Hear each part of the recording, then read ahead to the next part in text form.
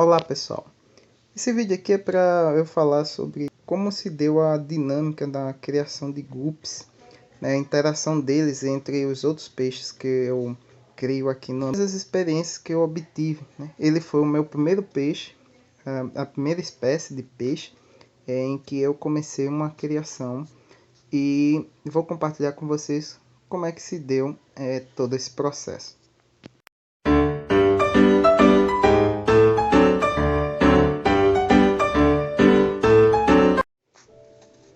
Bom, os guppies foram os primeiros peixes em que eu criei, né, comecei a criar. Na verdade, eu já criava outros peixes quando eu morava no interior, no sítio. Mas depois que eu passei a morar na cidade, eu passei longos anos sem criar peixes. Até porque na cidade é difícil, né? E no sítio eu tinha lagos, poços, rios. E quando eu tive a ideia de criar peixe de novo, eu nem tinha nem estrutura. Eu estava andando com o meu cachorro, passeando, e encontrei um laguinho, um riachinho no meio de um local, de um canteiro de obras de construção, onde você faz loteamentos de terreno.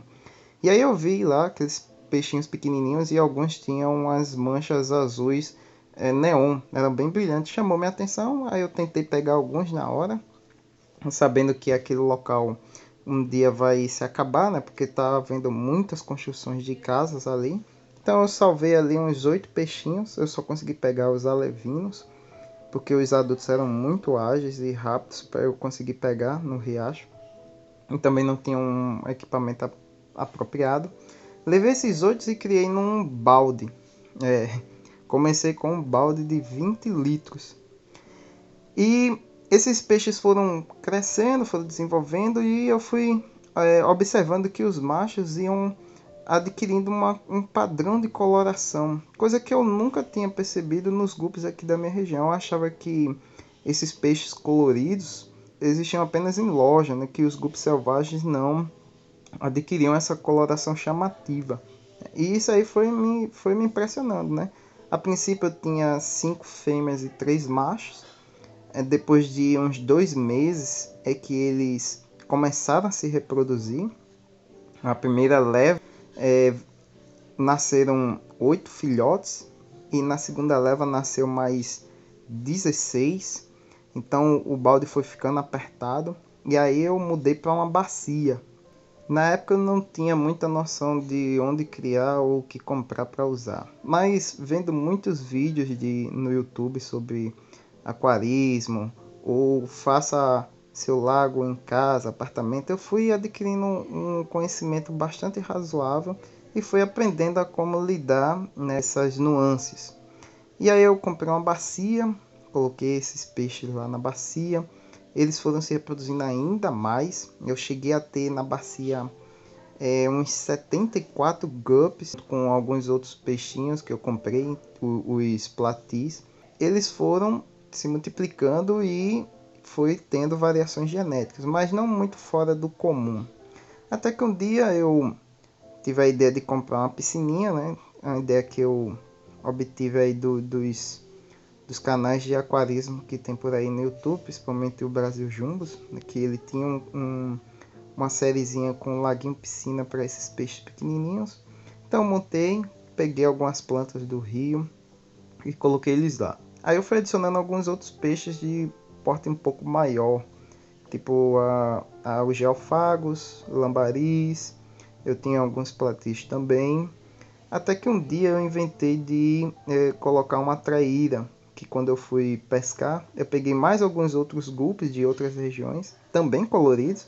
Então levei para ver se o cruzamento entre esses de lugares diferentes modificava de alguma forma a genética deles e levei. O problema é que a piscina era apenas de 400 litros. Vocês podem ver sobre isso aí quando eu falo nos vídeos mais antigos, em que eu tenho filmagens mostrando como foi a minha criação nessa bacia, ou nessa piscininha, perdão. E essa trairinha ela veio bem pequena, então eu coloquei ela como sendo o predador top do meu mini ecossistema, que eu gosto de Eu sempre tive esse fascínio pela cadeia alimentar, pela dinâmica de um ecossistema, né, da ecologia, a dinâmica entre as espécies de animais e plantas, né, o desenvolvimento e o mútuo entre elas e a interação entre esses ambientes. Então eu gostaria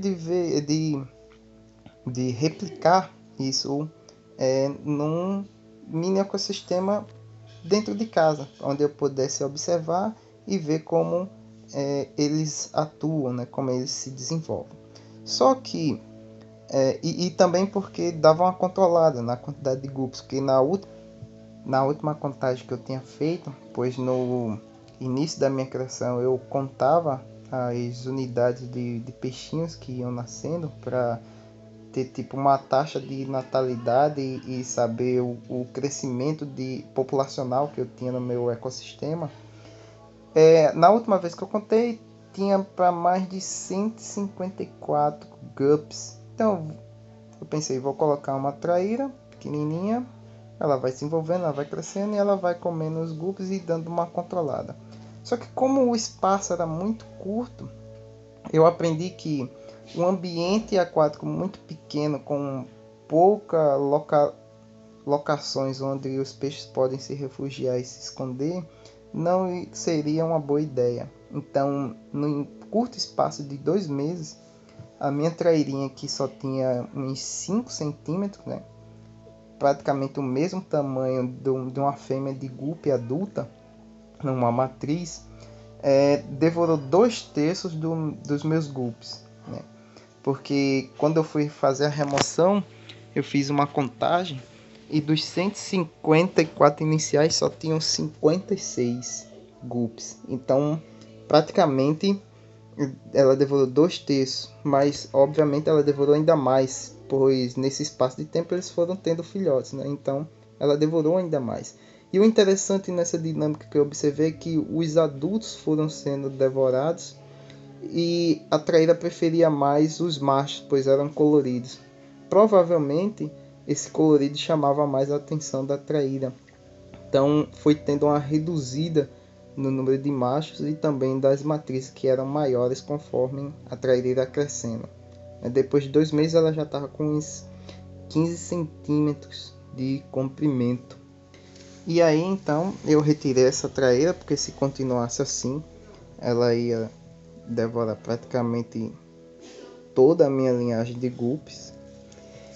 E então passei a criar eles sem um predador. Infelizmente eu perdi essa traíra, pois quando eu retirei ela, coloquei numa bacia de 80 litros, até colocar num ambiente mais adequado. Só que eu não me atinei de que traíra pula.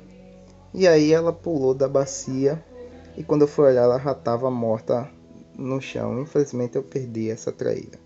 E eu pretendia criar ela, né, de novinha, ver a evolução do estágio dela até a fase adulta. Mas infelizmente eu cometi esse erro e perdi ela. Depois eu tive a ideia de introduzir outro predador na bacia, um predador diferente, para ver como é que ia. Dessa vez foi um jacundá, para ver como é que se dava a dinâmica nesse ecossistema, né, de predação e presa. E também foi o que eu esperava. Os guppies foram reduzindo seus números drasticamente e nesse meio tempo eles tinham recuperado a sua população e eu tinha introduzido outra espécie de guppy que eu encontrei em um outro riacho próximo de onde eu moro, em que tanto machos e fêmeas não possuem coloração chamativa. Apenas os machos possuem uma coloração meio alaranjada na cauda na cauda, um alaranjado com a mistura de algumas partes negras e também na nadadeira do dorso. Só que o problema é que um desses guppies provavelmente estava infectado com algum tipo de fungo. E aí não tinha feito quarentena, né, que foi outro erro que eu cometi. Não tinha feito a quarentena e a adaptação desse para depois inserir no ambiente principal.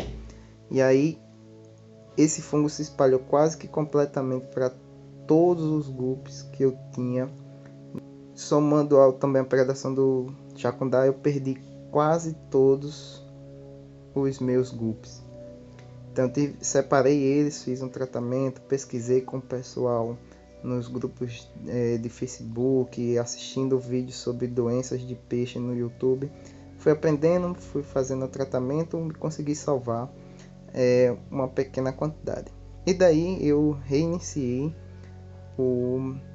a proliferação dessa espécie, né, que foi a primeira. E aí de novo eu fui bem sucedido. Aumentei bastante a quantidade de guppies, né? Ficou um número gigantesco, onde não dava mais para comportar na bacia, que eu tinha retornado eles para a bacia, porque o meu jacundá ficou na piscina e ele era grande, né? Tava ficando grande de tanto comer guppy. E aí eu construí o meu lago de 900 litros.